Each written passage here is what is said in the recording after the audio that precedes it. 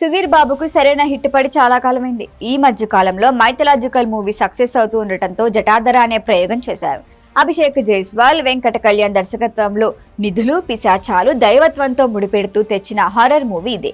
మరి ఈ చిత్రంతో టాలీవుడ్ లో అడుగుపెట్టిన సోనాక్షి మెప్పించిందా? సుధీర్ కి హిట్ దక్కిందా? చూద్దాం.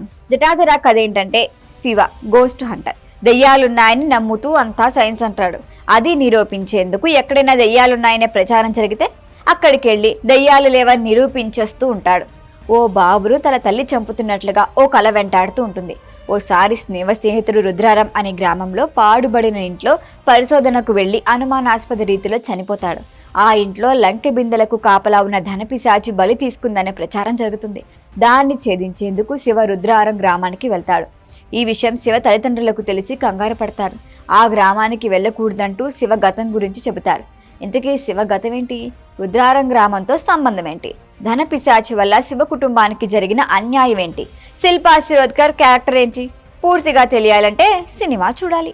నిధులు, లంకె బిందెలు, పిశాచ బంధనాలు ఇలాంటి కథలు ఆసక్తి రేకెత్తించేలా తీర్చిదిద్దే బాక్సాఫీస్ వద్ద కాసుల వర్షం కురుస్తుంది. ఇలాంటి కథల్లో హీరోకు బలమైన ఫ్లాష్ బ్యాక్ ఉండాలి, లేదంటే పిశాచి బ్యాక్ డ్రాప్ సీన్స్ భయపెట్టేలా ఉండాలి. కానీ జటాధర్లో ఈ మ్యాజిక్ మిస్ అయింది. పూర్వం నిధులు ఎందుకు భూమిలో దాచిపెట్టేవారు, దానికి ఎందుకు బంధనాలు వేసేవాళ్ళు చెబుతూ ఇంట్రెస్టింగ్ గా కథ మొదలైంది. గోస్ట్ హంటర్ గా హీరో పాత్ర తెరపైకి వచ్చినప్పటి నుంచి కథ ముందుకి సాగదు. హీరో హీరోయిన్ లవ్ ట్రాక్ మెప్పించదు. హీరో రుద్రారంలో అడుగు పెట్టాక అసలు కథ మొదలవుతుంది. కానీ ఇక్కడ కూడా పేరెంట్స్ సెంటిమెంట్ ను సరిగ్గా వాడుకోవడంలో ఫెయిల్ అయ్యారు దర్శకులు వెంకట కళ్యాణ్, అభిషేక్ జైస్వాల్. సోనాక్షి సిన్హా, శిల్పా శిరోద్కర్ లాంటి నటులున్న వారి క్యారెక్టర్లు సరిగ్గా రాసుకోలేదు. ఇక నటీనటుల విషయానికి వస్తే సుధీర్ బాబుకి సరైన క్యారెక్టర్ పెడితే నటన గురించి చెప్పుకోవచ్చు. ఎప్పట్లా సీరియస్ లుక్ లో సెటిల్డ్ పెర్ఫార్మెన్స్ ఇచ్చాడు. క్లైమాక్స్ లో 6 ప్యాక్స్ ప్రదర్శించాడు. శివ తాండవం చేసి మెప్పించే ప్రయత్నం చేశాడు సుధీర్ బాబు. సోనాక్షి సిన్హా నగల షాపుకి బ్రాండ్ అంబాసిడర్ లా ఉంది. వాళ్ళంతా నగలు దిగేసుకొని గట్టిగా అరుపులు తప్ప సరైన డైలాగులే లేవు. ఇక నెగిటివ్ షేడ్స్ ఉన్న రోల్లో శిల్పా శిరోద్కర్ బాగానే నటించింది. ఓవరాల్ గా చెప్పాలంటే కథలో బలం లేదు. దేవుడి సెంటిమెంట్ ని క్యాష్ చేసుకుందామనే ఉద్దేశంతో తీసిన సినిమాలా ఉంది.